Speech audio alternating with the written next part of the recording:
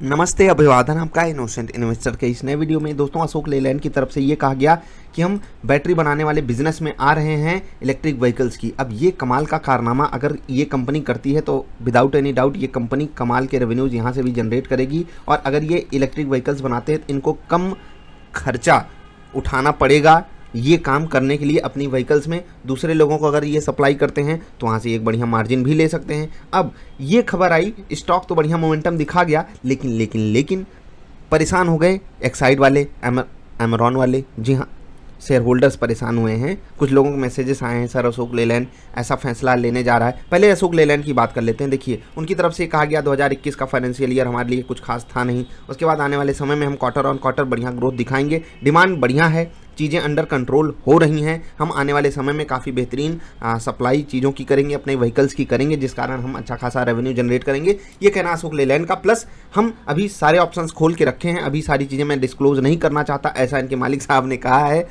समझ रहे हैं, आप जाकर आर्टिकल्स पढ़ोगे आपको बातें समझ में आएंगी। लेकिन हम इस बारे में सोच जरूर रहे हैं कारनामे करने के लिए, इसीलिए स्टॉक भागा है आज 3%। मतलब कि खबर दमदार तो है, जी हाँ दमदार है। लेकिन अब परेशान है एक्साइड वाले, एमरॉन वाले कि भैया ये तो गड़बड़ हो गया, अब क्या करें, अब हम शेयर्स बेच दें क्या। तो भाई मैं आपको बहुत सिंपल तरीके से चीज़ों को समझाऊंगा। एक कहावत है, आपने सुनी होगी, हमने ऐसे ही बाल सफ़ेद नहीं किए हैं। ठीक है, बाल सफ़ेद नहीं किए हैं, इसका मतलब जानते हैं आप? इस कहावत का मतलब आपको पता होगा कि ये जो हमारा एक्सपीरियंस है ना, ये ऐसे नहीं आ गया, ये बाल सफ़ेद हो गए हैं। मतलब आपसे अगर कोई कहे कि हमारे बाल ऐसे नहीं सफ़ेद हो गए, मतलब वो ये कहना चाहता है कि हमारे पास जो एक्सपीरियंस है ना, उसकी कीमत बेटा तुम नहीं समझ रहे हो, हमारे पास बहुत एक्सपीरियंस है। तो एमरॉन वाले, एक्साइड वाले यही बोलेंगे। अब कोई भी लल्लू पंजू दूसरे के बिजनेस को देखकर आ गया, उसमें घुस गया। जैसे कि आपके अगल बगल कोई किराना की दुकान होगी, कुछ टपरगंजे जो भी, चपटगंजे जो भी आप लोग कहते हो, उस दुकान को देख के भाई बहुत चलती है इसको दुकान, काहे इतने ग्राहक आ रहे हैं। अरे भैया वो सालों की मेहनत है, उसने एड़ी चोटी का जोर लगाकर उस दुकान को खड़ा किया है। आज आपको उसकी सक्सेस दिखाई दे रही है साफ साफ, लेकिन जब उसने शुरुआत की होगी, पहला ग्राहक जब आया होगा, 10वां ग्राहक, 20वां ग्राहक, 100, 200, 500, फिर धीरे धीरे करके उसका वॉल्यूम बढ़ा होगा। तो वो संघर्ष आपने नहीं देखा, आपने उस संघर्ष को नहीं जाना है, इसीलिए आपको तकलीफ हो रही है। आज आप जल तो रहे उससे, लेकिन वो कितना जला है, वो कितना जल कर यहाँ पर पहुंचा है, आप उसको नहीं समझते। तो एमरॉन और एक्साइड मजाक नहीं है, आप जाकर बाजार में देखिए। विदाउट एनी डाउट टाटा भी बैटरी बनाएगा, ये बैटरी बनाएंगे तो इनको एक डेंट पड़ेगा, लेकिन जो कारनामे ये करके दिखा सकते हैं अपने एक्सपीरियंस की बदौलत, ठीक है, अपने ओवरऑल मैनेजमेंट की बदौलत, वो और कोई इतने आसानी से नहीं कर पाएगा। समझ रहे हैं? तो एक्सपर्ट्स के पास आपको जाना चाहिए जब आपको कोई इंपॉर्टेंट व्हीकल में पार्ट अपने लगाना है। तो लोग एक्साइड चूज़ करेंगे ना, एमरॉन चूज़ करेंगे।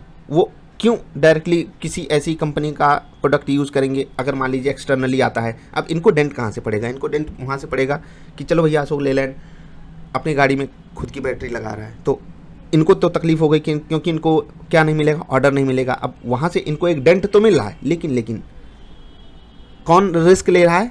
अशोक लेलैंड वाले। मान लीजिए उनका प्रोडक्शन सही से नहीं हुआ या वो नहीं अच्छी चीज़ बना पाए, तो उनकी खुद की किरकिरी होगी, तो वहाँ पर फिर से ये लोग चमक जाएंगे। प्लस इंडिया इतनी बड़ी बाजार है दोस्त, इतनी बड़ी बाजार है, यहाँ पर कंपटीशन बस हमको दूर से दिखता है, करे भैया वहाँ पर कंपटीशन है, यहाँ कंपटीशन है।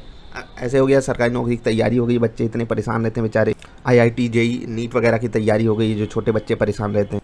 ऐसा कंपटीशन कहीं भी नहीं है। आप मेहनत करिए, आप अपनी एक्सपर्टीज़ दिखाइए, आपको लोग चूज़ करने के लिए खड़े हैं, पैसा पे करने के लिए खड़े हैं। समझ रहे हैं? तो एमरॉन और एक्साइड के शेयर होल्डर्स ऐसे ना परेशान हो जाएं कि कोई आ गया नया बिजनेस उतार दिया, वो बैटरी बेचने लगा। अब भाई मेरी किराना की दुकान है, मेरे बगल कोई आकर खोल दे तो कुछ ना कुछ कस्टमर वहाँ चले जाएंगे, कुछ मुझसे जलने वाले चले जाएंगे, कुछ सोचेंगे चलो भैया नई दुकान है, देखते हैं यहाँ लॉलीपॉप खरीद के देखते हैं।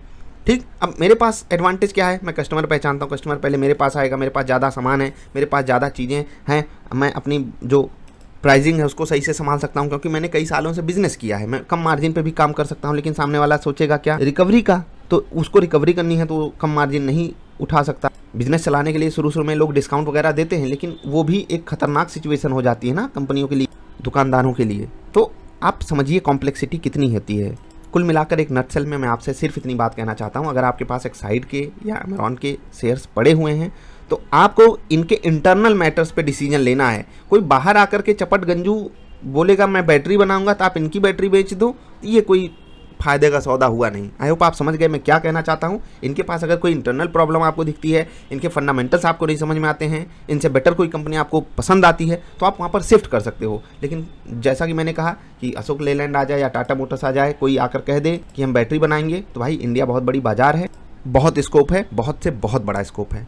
अगर वीडियो पसंद आई तो लाइक कर देना, अगर चीज़ें नहीं एग्री करते हो तो नीचे कमेंट जरूर करना कि आपकी क्या राय है, मैं जानना चाहता हूँ। उसके बाद एक इन डेप्थ एनालिसिस वाली वीडियो बना दूंगा कैसे चीज़ें काम करेंगी, और इन दोनों में से मेरे पास किसके शेयर ज़्यादा पड़े हैं, एक्साइड और एमेरॉन में से, बताएंगे आने वाले वक्त पे। अभी आपसे अलविदा ले रहे, मिलेंगे फिर से, नमस्कार।